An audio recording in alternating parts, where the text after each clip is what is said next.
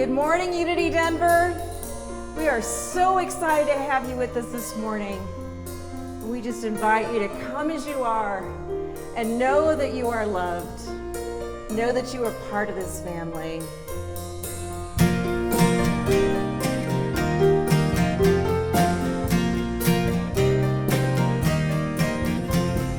Come, take a hand and come. Give your heart, come as you are. Come, come, come. Lift your voice, come. Shine your light, come. Now is the time, come, come.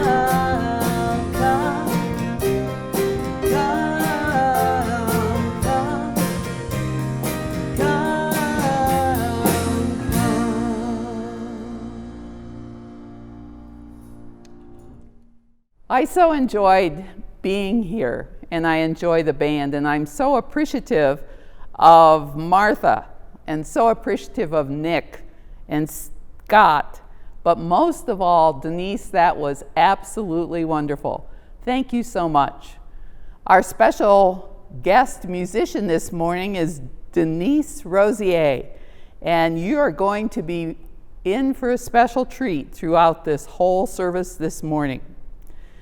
So I'm going to repeat our creed, and I'd like you to listen to this creed from the experience that you've had this past week, whether it's been the hurricane, whether it is political conventions. Listen to the creed and imagine how it is impacting our world. Our God is love. Our race is human. And our faith is oneness. So as I was working on this talk yesterday morning, I turned to the Science of Mind magazine. I read Daily Word, but I also read Science of Mind. And as I picked the magazine up to read the reading for yesterday, I was struck by how perfectly it goes with the talk today. And I would like to share it with you at this time. The title is Change Begins Within. God speaks to us in the Quran saying He will not change our condition until we change what is in our hearts and change what is in our souls. That's Suleiman Abdul Ghaffar. Ernest of Holmes, in a Holmes Reader on Practical Wisdom, has this bit of advice for us. Love is unity. Love is understanding. Love is harmony. It is as necessary for the well-being of the soul as food is for strength of the body. That was Ernest Holmes, founder of Centers for Spiritual Living. How would I behave if I cared about health and safety of the unsheltered as much as I care about the safety of the people living in my home? What would I say to the adults who refuse to wear a mask during a pandemic if I care about the health and safety of people with compromised immune systems? What do I expect to stop race-based hatred and violence if I truly care about unity and love? Where would I go to ensure all the children in my community have enough food to eat if I want to be an example of love? When would the right time be to take a stand for the end of war if I truly believe in the spiritual principle of harmony? The world that we all live in is very complex. We alone cannot solve all social issues, but the choices that we make to contribute when and how all social issues in that way are resolved. Sometimes I just want to leave it to the politicians to figure it out. Sometimes I just want to leave it to the people in the next community to fork money out. Sometimes I just want to leave it to the next generation to force the old ways out. But I also know that Spirit lives in me. I must change what is in my heart, what is in my soul, if I want to change the world. I must be the example of love. I must be the example of unity. I must be the example of harmony. I must be the example of a world that works for everyone.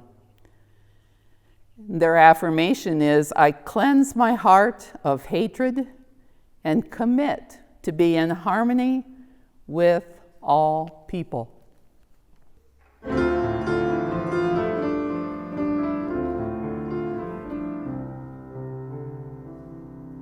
Surely the presence of love is in this place. I can feel the mighty power and the grace. There's a holy hush around us. I see glory on each face. Surely the presence of love is in this place.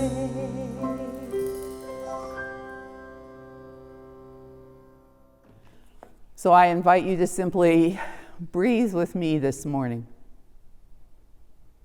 Taking a deep breath,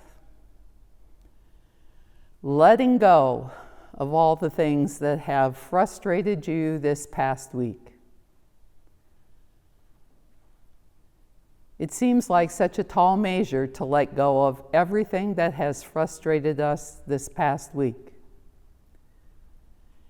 We live in a world that is so hectic, so chaotic, so stressing. How can we possibly stand in this moment and let go of all of that? In my years of experience, there's truly only one way. We let go and let the divine be the divine in us. We surrender to those things that we cannot change, and we change every single thing that is ours to change. So we breathe into that potential We breathe into the knowing that we are divine beings of God. We breathe into the knowing that we have the power, the courage, the strength, the love, the wisdom to change this world. We breathe into that knowing and we celebrate it. We are so grateful for the opportunity. We know that we chose to live in this time. And even when choosing to live in this time is difficult and hard and stressful, even when it makes us angry, we know we chose to be here. And so we breathe into that knowing that our love, my love, your love, can truly change this world. And it's the only thing that can. So we simply say, thank you. Thank you for this marvelous opportunity to change the world. Thank you, God. And so it is. Amen.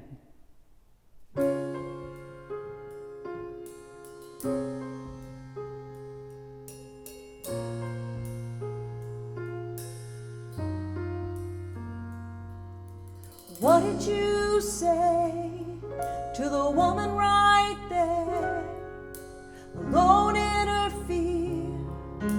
What dried her tears? What did you say to the broken man, holding out his hand as you passed? Something has changed. What did you say? What did you say? Tell me from the inside out. Whisper deep in my soul what your love's all about. When the weight of the world takes the best of me, give me your words, give me your words, I pray. What did you say to open my heart when I locked it up, when I fell apart? What did you say when I let you in? You made the pieces fit. Everything has changed. I'm rightly rearranged. Tell me from the inside out. Whisper deep in my soul what your love's all about. When the weight of the world takes the best of me, give me your words, give me your words, I pray. What did you say? What did you say?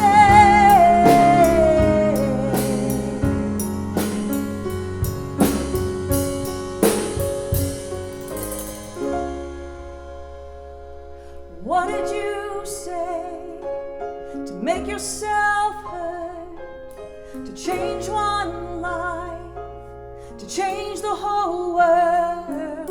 And what did you say? What did you tell me from the inside out? Whisper deep in my soul what your love's all about. When the weight of the world takes the best of me, give me your words, give me your words, I pray. What did you say? What did you say?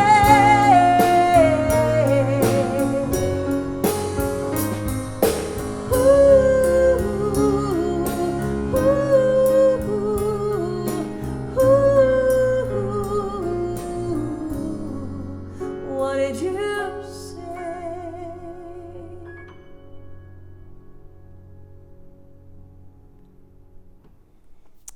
Denise, That was truly lovely.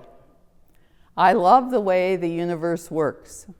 I give you a topic and you give me a song that fits my topic. You are a blessing to all of us. Thank you. So what do you say to change the world? And in unity, what is ours to do? Today, I'm actually going to speak about the 5th principle of unity. Over the past few weeks, I know that Reverend David and Trish have talked about principles 1 through 4. And I can't talk about 5 without reminding you that 5 comes after the first 4 principles. So it's not like we just have to start in with 5, but it is, from my personal perspective, one of the most important principles. The rest of them you get to just go, yes, I believe that I'm divine. I believe that there's only one power and one presence. I know that my thoughts will change the world, and I pray affirmatively. But now we get to principle number 5. So these principles, if you were to look them up online and look in your church library and look all over the place, you would find out that they get phrased differently by whoever's writing and talking at the time. So the ones I'm quoting from today actually come from Reverend Ellen Davenport. She is at Unity headquarters, and she wrote a wonderful book. You would be surprised by the title. It's called 5 Principles of Unity. In that, Reverend Ellen says, knowing and understanding the laws of life, also called truth, are not enough. A person must also live the truth that he or she knows. So that's what we're going to talk about. My shorthand is simply, it's not enough to know the truth. You actually have to live the truth that you know. And if you've never tuned in to this station before, this website, this Facebook page, whatever, and you're saying, I don't know anything at all about unity, it's okay. Guess what? You may only know this much truth. Then that's how much truth you should live. Some of you have been coming to unity for years and years and years. And if you know this much truth, guess what? You have an opportunity to live this much truth. So the really profound blessing of unity is that we're not dogmatic. I'm not going to stand here and say, you must live this truth. But I am going to suggest to you the truths that may be evident to you as a unity student over the years. So did you notice that Ellen actually didn't just start with that? She said, understanding the laws of life. Ah, laws. Do you know where the very first laws were written? They're in the Hammurabi Code. It contains 282 laws. So if you want to live up to that truth, then guess what? You would have to learn 282 laws. They were written on 12 tablets, and unlike earlier laws, they were actually written in the language of the people. So if you were alive in Babylon at that time, you could have read them. However, most people, of course, did not read them. From there, we can go to the laws of Moses, the laws of the Torah, the Old Testament, the Hebrew Bible. So in the Jewish tradition, guess how many laws there are? I can't hear you. If you were here, I would make you answer me. But there are 613 commandments in the Old Testament or in the Hebrew Bible, in the Torah, for the people of that time, the Israelites, to live up to. Are you going, that's too much. I don't want to learn all those laws. Guess what? In unity, you don't have to do that. even those laws, the Hebrew laws, were simplified. We call them the 10 Commandments. We can get even simpler. We can go to the Sermon on the Mount, the most famous sermon that Jesus ever gave. It's a wonderful sermon because you might get that in the Buddha's Dhammapada. They're in Lao Tzu's Tao Te Ching, Confucius's Analect, the Bhagavad Gita, the Song of Solomon, and the Dialogues of Plato. All contain very similar rules for life, laws, expressions of truth. There are only 48 of them in the Sermon on the Mount, but even Jesus made it simpler than that. In Mark, in Matthew, and in Luke, he said there are only 2 commandments that you need to follow, laws. Love the Lord your God with all your heart, with all your soul, with all your strength, and with all your mind. And then, of course, the pesky one, love your neighbor as yourself. So what does it look like to love your neighbor as yourself? Jesus tells us that in Matthew 25. In Jesus' words, if you are living the laws of life, this is what you would do. Jesus said, I was hungry and you gave me food. I was thirsty and you gave me something to drink. I was a stranger and you welcomed me. I was naked and you gave me clothing. I was sick and you took care of me. I was in prison and you visited me. Just as you did it to the least of these who are all members of my family, you did it to me. Now, are those the laws of truth that we are asked to live in unity? Certainly not specifically. I don't think you could go wrong living any of those laws, but those are not all, or they're too many. See, the laws of unity are unique and individual to you. It is not up to Doris, not even Reverend Doris, to tell you what laws you're supposed to live up to, what parts of truth that you are supposed to live. But you have to listen very carefully. You have to listen to what's inside of you and be guided. In order to listen, you have to be aware of that still small voice that speaks to you all the time. Charles Fillmore did not specifically write the 5 principles of unity. It was his granddaughter, Reverend Connie Fillmore, that actually wrote those 5 principles. And she took them from the things that Charles taught, that she thought he emphasized the most and were important. So this is the way Charles Fillmore said it. It's your mission to express all that you can imagine God to be. See, we teach you that you're a facet of God. Principle number 2. So when you listen inside of yourself, and that still small voice gives you guidance, if you're aware, and if you're acting on that awareness, then you are expressing all that you can imagine God to be. And there's another pesky part to this 5th principle. As you are living this 5th principle to your absolute very best, whether you've ever heard of unity or not, I want you to be aware of this amazing and yet pesky, pesky, pesky truth.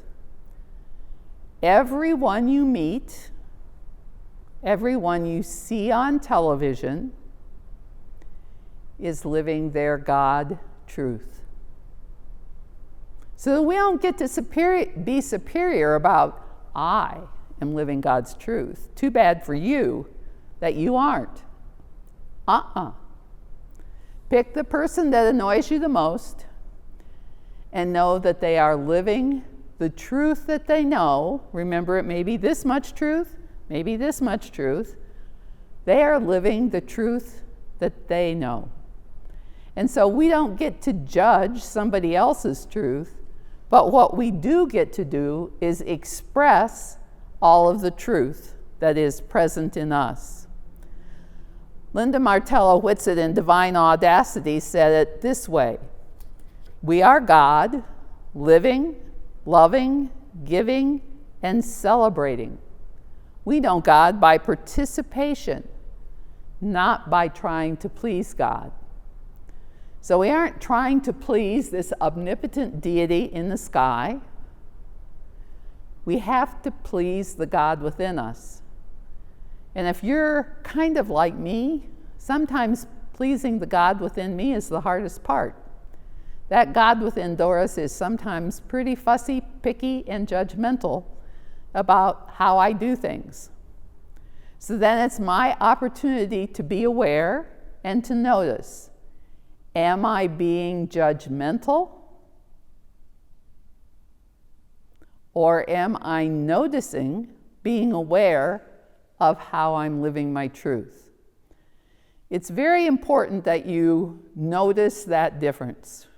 Remember, Jesus also said, "Judge not, lest ye be judged." We're pretty picky about not having other people judge us. We have a very special word for that. It's called criticism. Most of us don't respond well to criticism. Are you being critical of yourself? Being critical is not being aware.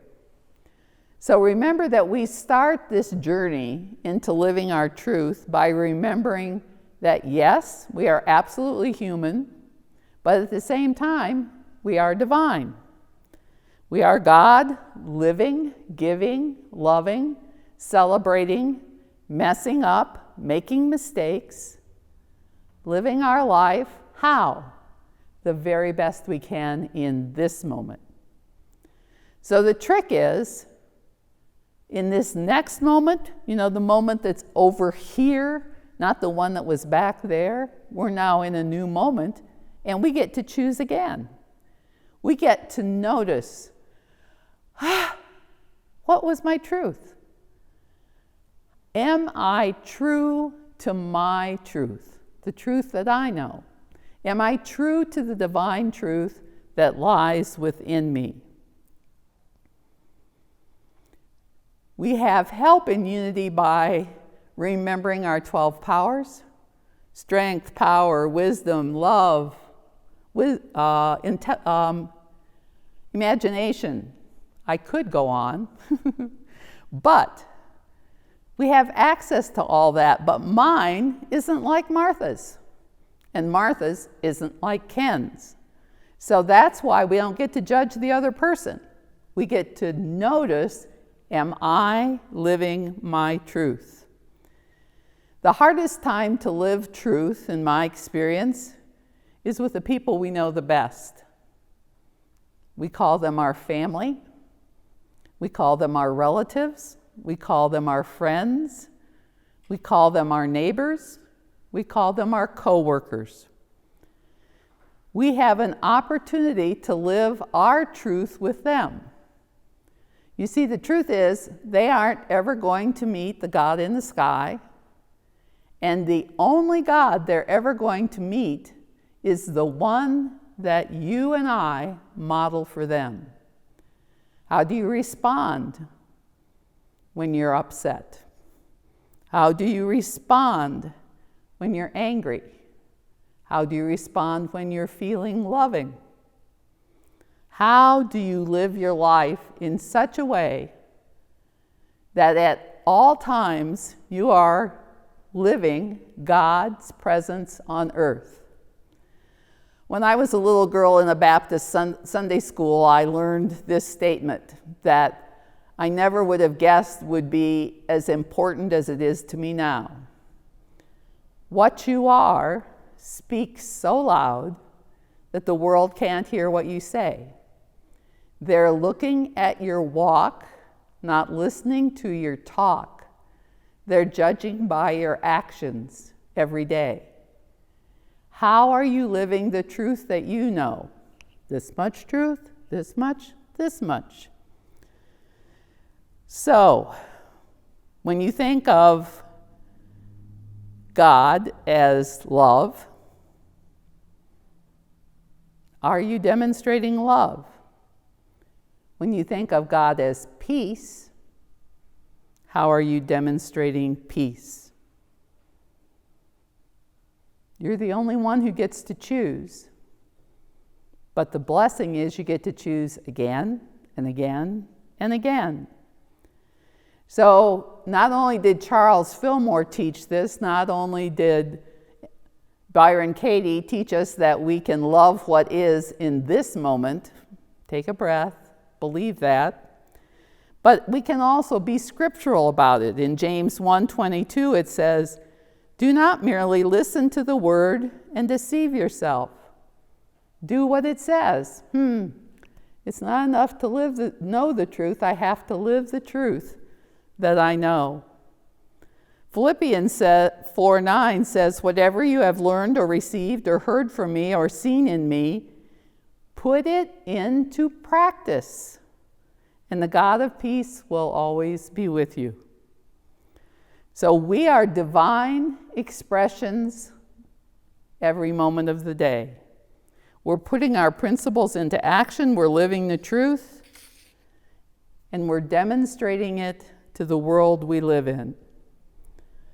In addition to Byron Katie, Charles Fillmore actually said many years before, pronounce every experience that you have good and of God. And by that mental attitude, you will call forth only the good. What may seem like an error will disappear, and only the good will remain.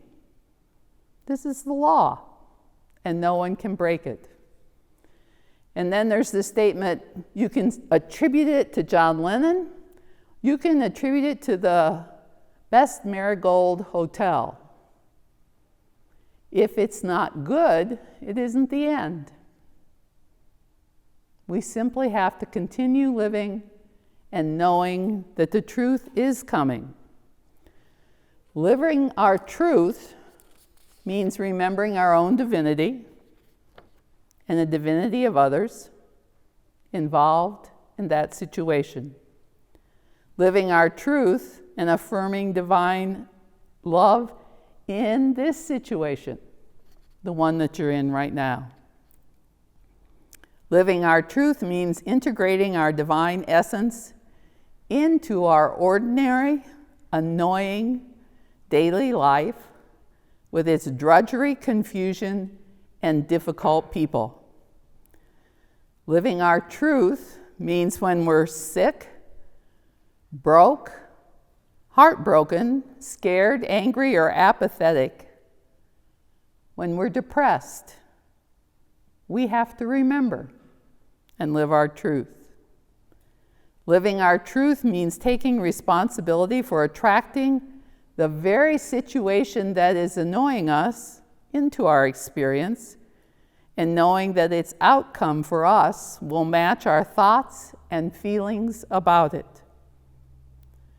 Living our truth means how we make choices, day in and day out, in alignment with our principles, so that we can bit by bit create the kingdom of heaven on earth. Living our truth means we know that putting principle into action is an inside job.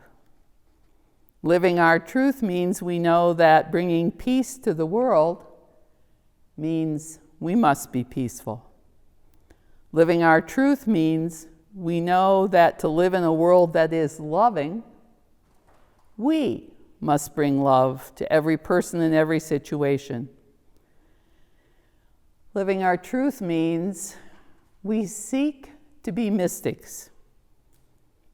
True students who will listen with an open heart, who will relate to others in loving solidarity and presence, who will respond and engage and act in support with the marginalized and oppressed, and the hard part, those we disagree with.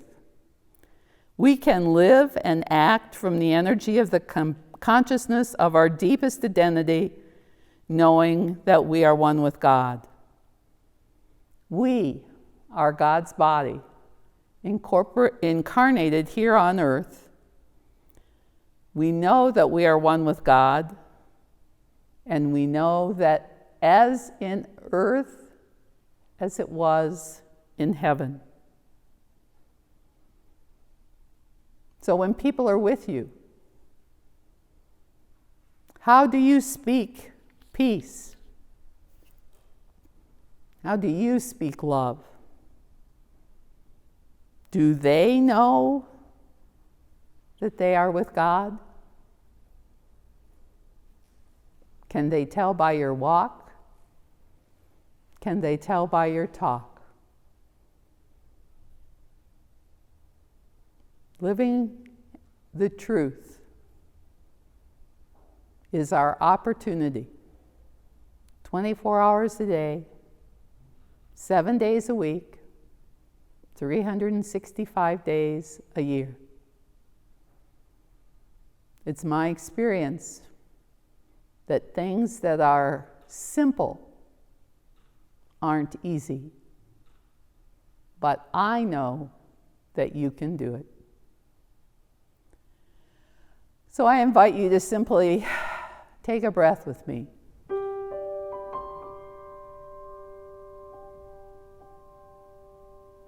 Not being overwhelmed,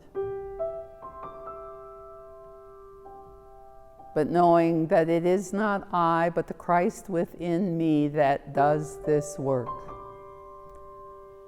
That divine presence of God, present in all life, present in all situations, present on every street, in every household, in every city in this world. The mansions and the hovels. In the homeless person sleeping on the street. In the prisoner living in a cell. In every person in every kind of a uniform. That divine presence is within each and every one of us. And it is our calling. We are divinely called to see the divinity in each person we meet, and most of all, to remember the divinity within ourselves. We can read the books, we can study in the classes, and it is not until we put everything that we know into practice that we have an opportunity to live our life from that place of surrender, that place of knowing, and that place of peace. Peace comes from knowing these truths. Joy comes from practicing these truths.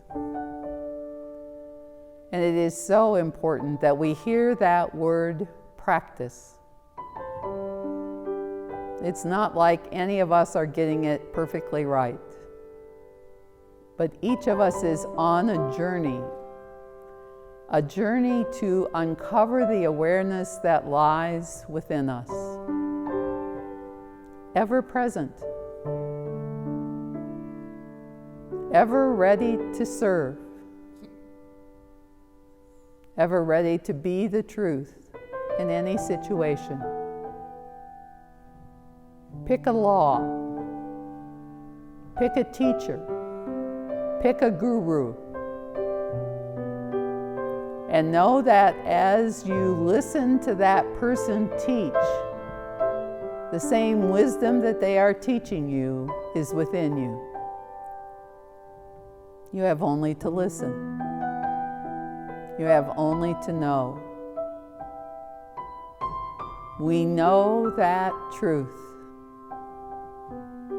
and we live the truth that we know. So in this moment, we can simply pause, not to listen to Doris's truth, but to listen to the truth within you in this stillness.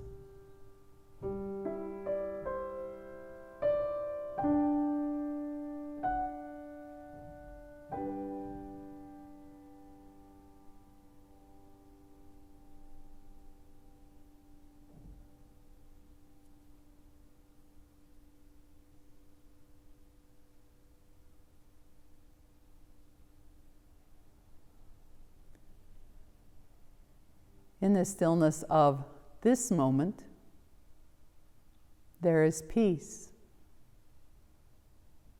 In the stillness of this moment, there is rest.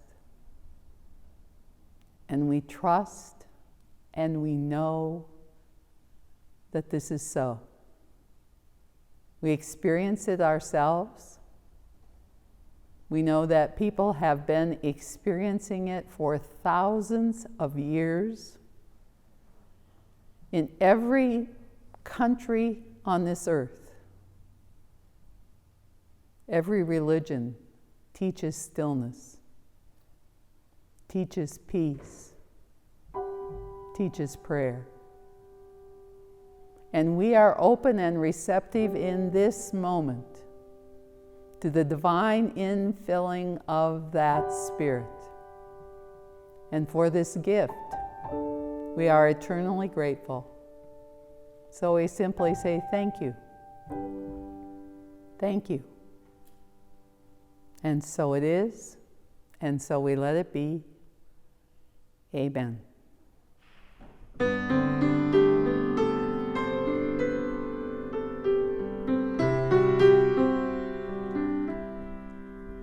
I am goodness,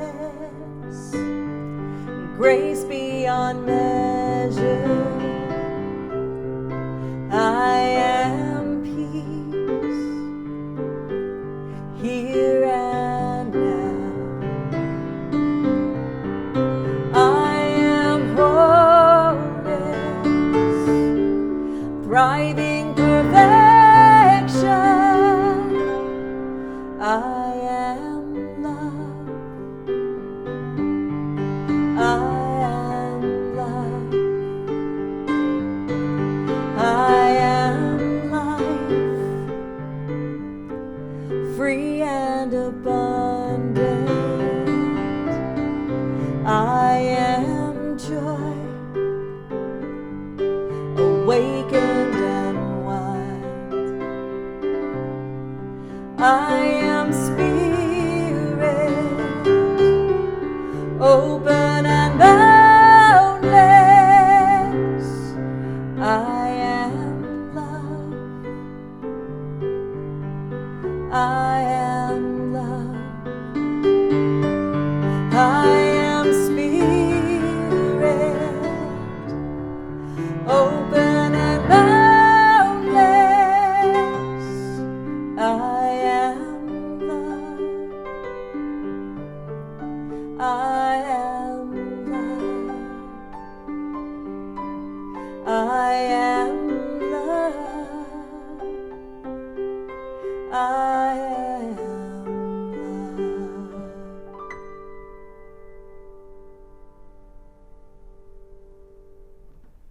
So knowing how much this church means to each and every one of you, knowing how much you are blessed by Reverend David, by Trish, by your board of trustees, and by all of your friends who are part of this congregation.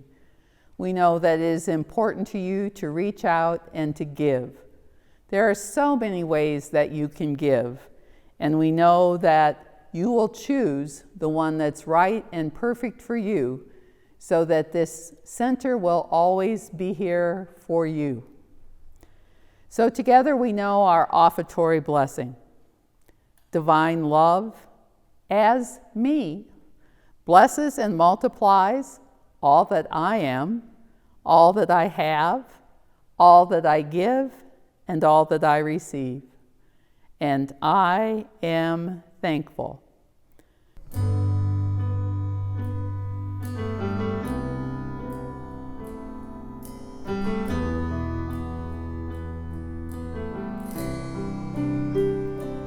I am one, simple and plain. No superpowers, no famous name. But I stand tall, 'cause I believe something greater has come alive inside of me. And I have felt the Spirit stirring in my soul, deep in my soul. I will give love, I will speak peace, all because of the love that's got a hold of me. So wide open, so amazing, it takes my breath away when it occurs to me. In a world where so many feel lost, I know God. I am one, but I'm not alone. When I'm with you, I am home. Side by side, we find the truth. When the Spirit in me meets the same in you. And I have felt the fire burning in my soul, deep in my soul. I will give love, I will speak peace, all because of the love that's got a hold of me. So wide open, so amazing, it takes my breath away when it occurs to me. In a world where so many feel lost, I know God.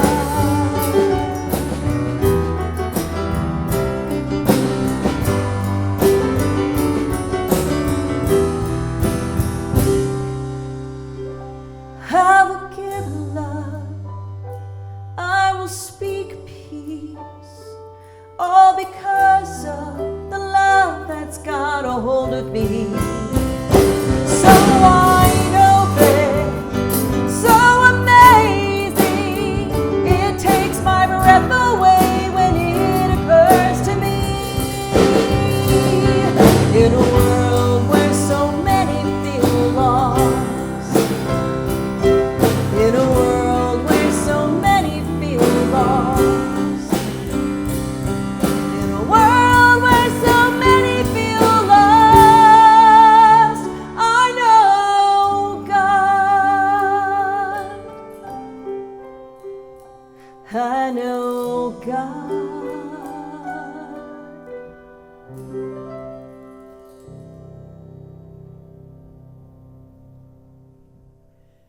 Denise, it's wonderful to hear you sing about knowing God, knowing that we are all divine and that we are all blessed. Thank you so very much for that wonderful song.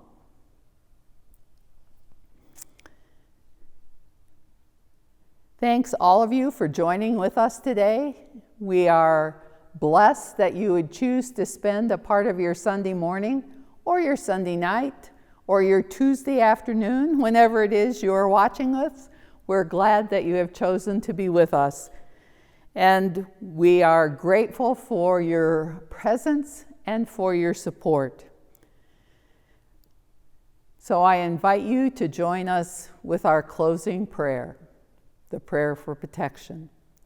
So together we know that the light of God surrounds us. I am the light of God. The love of God enfolds us. I am the love of God. The power of God protects us. Guess what? I am the power of God. The presence of God watches over us. I am the presence of God. Wherever we are, God is. Amen.